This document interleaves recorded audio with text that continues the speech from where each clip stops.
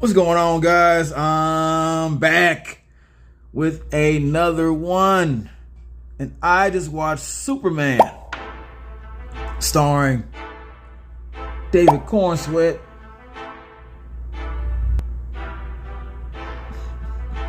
I won't start. I won't start on that, man. I won't get on that man's name like that. Isabella Merced and Nicholas Hoult. First of all, the whole Superman's parents being evil and wanting him to do evil things and bad things to Earth, I do not care. I don't care about that whole situation. By the way, this is a spoiler review, so don't worry about that, okay? But most importantly, this actually made it better. That actually made that better, okay? That actually made the whole scenario sound more interesting because, let's face it, Superman is a boring character. Overall. Powerful, very powerful. I respect the power. I respect the power. Trust me. But interesting, no, that's not him. That's not Superman. So this whole plot change for his parents, love it. Love it all. Keep that up. Ride with it.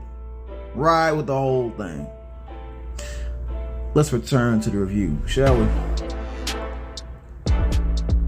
Superman, for those who don't know, for those who are not aware, This trailer's been thrown in your face every single day. So many people have speculated how this is gonna turn out, and you know it. You already know those people who speculated. Okay, so don't sit there and act like you don't know what this movie is. I'm not even going to entertain that part. Superman, pretty much a reboot, kind of starting in the middle here of Superman already coming to Earth, and it's been years, and he's already kind of just learned his powers, mostly learned his powers, and he's already known. So Lex Luthor knows him, others know him already, so on, and so on. He's in the middle of a battle with this big dude who's whooping his ass at the beginning of the movie. All right, it turns out Lex is studying every single move that Superman makes. He's been doing it for years. He's practicing. He's studied up on him, and he's been waiting for this day. And he's using the big dude to get at him. And so Superman is going and rolling with the punches and trying his best, and then he gets just walloped right at the beginning of the movie.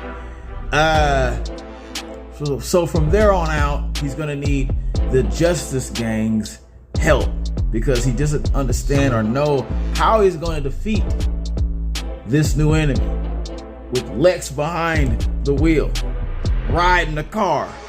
All right, Lex is on his ass. He's on his ass. Hard. Pause. Okay? Lex ain't letting up. Lex's mission is to make Superman look as horrible as it can, and something falls into his hands that helps him out to the fullest. He didn't even have to make this come true himself. He didn't have to doctor it or make the lie up. The parents themselves did this to their own son, and therefore falls the plot of Superman. Positives. This movie jumped right into the action. Right into it. It didn't give us a boring intro, trying to introduce all the characters people we don't care about, people we already know. We know about Lois Lane. We know about the little buddy in the Daily Planet or whatever the hell. We know about everybody already. We don't need an introduction. Let's get to the action, and that's what this does. It gets right to the action. I respect that. I need that. The audience needs that. That is a great intro. Start throwing them hands immediately. Throw hands. And that's what they did with this movie. They threw hands, if nothing else, in the beginning of the movie. All right? Respect. Another positive.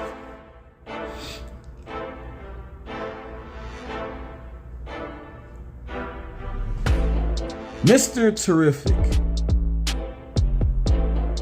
was one of the funniest characters in the damn movie. Just, he didn't give a damn. He didn't care what anybody else thought. I'm gonna get my mission done, I'm gonna get my task done, I'm gonna do what I need to do. Don't slow me down. I don't have time for games. There's a certain scene in this movie where he lets Lois Lane get on his little craft, his little aircraft, right, that he created. She gets on there, she's blabbing her mouth about blah, blah, blah, Superman, blah, blah, blah. No one cares. No one obviously cares. But she keeps yapping her mouth. Mr. Terrific said, I don't talk about emotions. I don't do emotional conversation. He told her this. She continued to talk. So when they got in the spaceship or the airship, or whatever he calls it, that craft of his, he just took a one look back, like that angry dad on a road trip when the kids won't shut the hell up. Gave her that look, and she shut the mouth real quick. I love that scene. That scene burnt in my memory. It burned a hole through my brain. I cannot forget that. As one of the most interesting characters in the movie, that is Mr. Terrific. Hands down. Without a doubt. Without a doubt. Best character. Best character in the film. Crazy to say, but it is. All right. Loved it. Loved it. Last positive. And don't forget, once again, this is a spoiler review, so you already know what's coming. The twist, the plot twist. Oh, man. I love the fact that it answered my question the entire movie. I was thinking, who is this big dude who's strong enough to just whoop Superman like this? How? How is he whooping him without the kryptonite? You know kryptonite is his thing. You know, without kryptonite, no one's getting that man like that. Your doomsday. No one's getting on him like that. But this dude was doing it. From day one, from the first scene, he was getting on him. He was whooping him. Like wet laundry. He just throwing him around. Slinging him. And then so, as the movie progresses, you sooner or later you find out, or this not like that. Like at the end, I think towards the last battle, it just kind of like bam, the mask comes off. It's Superman. It's another Superman with long hair this time. Like he's just got out of a rock group or something. So yeah, it's a whole other Superman. What they call Ultraman in the comics, I guess. For the comic heads, I had no idea that was him, or there was a stronger Superman in another dimension. Okay, so for all you DC heads, it's a nod to you. It's a nod to you right there. All right, great idea. Sometimes comic book ideas are not great, whether they're canon or not. Doesn't mean it's a good idea. But in this case, in this particular case, that was a very, very, very smart idea. I must agree. Whoever thought of that, whoever said, hey, oh, of course, James Gunn. James Gunn, good job. Good job, man. All right, good job, man. A good little twist in a superhero movie is well needed. Okay, and just that alone got a lot of points. Don't know how many yet, but it got enough points to be respected on that level. Okay, just for that part. Just for that part. Negatives. I've never heard Superman whine so damn much. He whined and complained and cried throughout the entire movie. He would not shut up. I've never known Superman to talk that much. In other films like Man of Steel, was he talking that much? No, he was not talking that much. He was not yapping his yapper that damn much. This all he did was cry. Consequences. But this and that, and even to the point where Lois Lane was looking at him, and this is Lois Lane we're talking about. This is Lois Lane who couldn't shut up in the space grab just a while ago. It was terrific, and she's sitting here annoyed, baffled by how much Superman is talking. I don't like that version of Superman. All right, Superman should say a few words, go in and start fighting.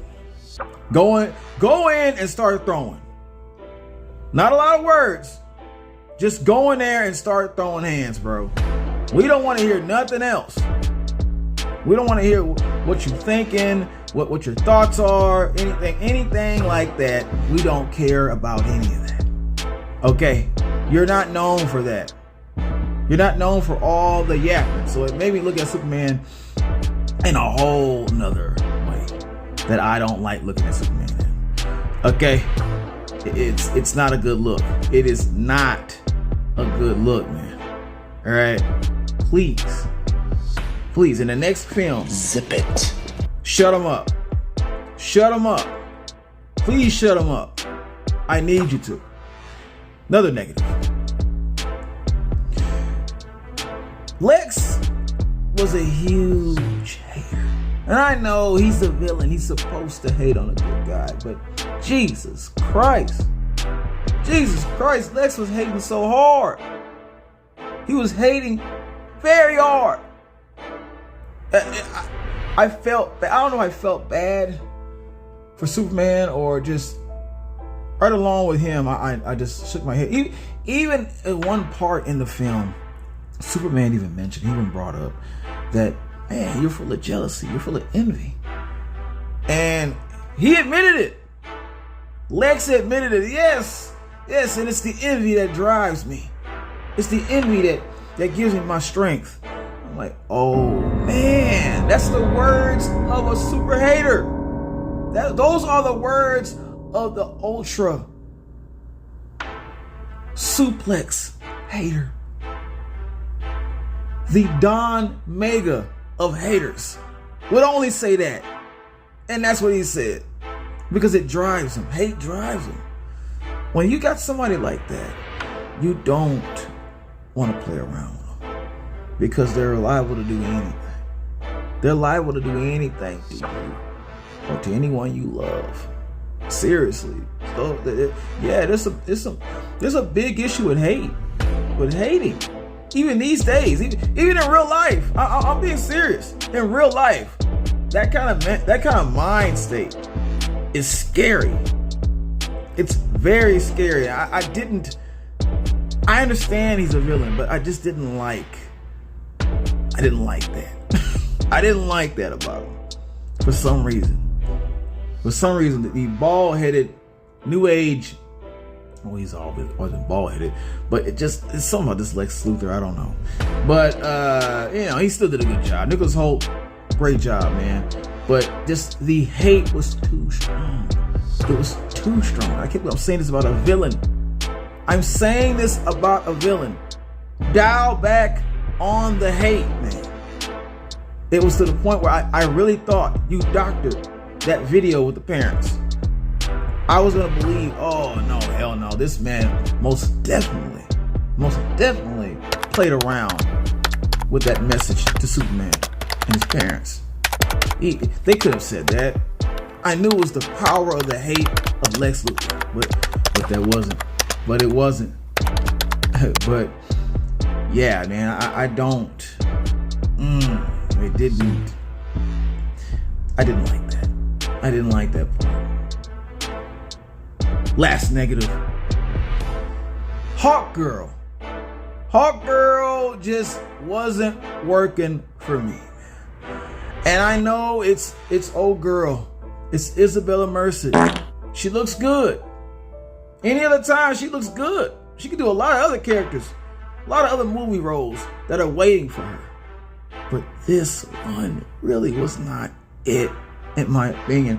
I pictured Hawkgirl looking different from that. I pictured a whole nother kind of Hawkgirl. Not this sarcastic, moody Hawkgirl. I don't have time for this. No, I want a battle axe. Hawkgirl just loves to fight. That Hawkgirl. And what's with all that screaming? What's with all that? Ah! That was annoying as hell, man. That was annoying. I probably worked my neighbors up with that, but you could do without all that. That was so irritating to watch. And she opened her mouth up as wide as she could to do all that crap. I don't know if that was AI or she really had her mouth open that dang wide. What was going on with that? I don't like any of that. I didn't enjoy any of that part. I don't like her as Hawkgirl. Be mad all you want. I just don't. And it has nothing to do with her personality in general or anything like that, or anything of her on a personal tip. But for acting, no, it's not working. It's not working. Hater. You hater! Dead serious, man. Dead damn serious. But with all that said, I'm gonna give this an I cool. Yes, an I cool. Just, it could have been a great movie. It could have been great. It's just, I think Superman's whining really ruined it. It cut that point off that could have gave this a perfect score for me. All right, it cut that point off right there. It ruined it. All right, like, share. You know what you need to do.